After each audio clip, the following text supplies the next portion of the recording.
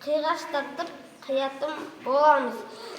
Сосын гүлді суға саламыз да күннің астына қоятын боламыз. Сосын бір аптадан кейін гүлдің тамыры шыққан соң горшокке отырғызатын боламыз. Біз гүлдің тамыры шыққанын қараймыз. Оның тамыры шыққан. Біз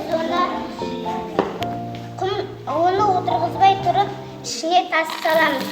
Себебі ол астынан ауа жұту үшін. Кейін сосын құм саламыз.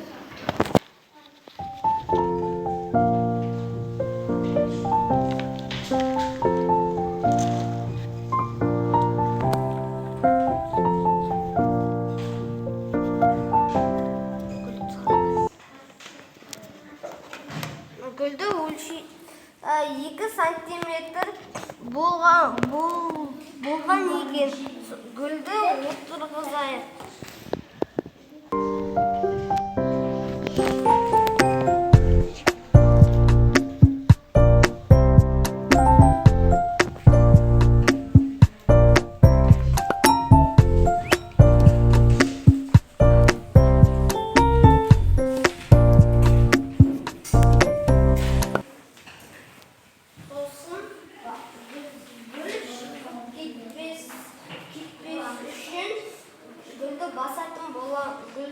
Топырақты басатын боламыз.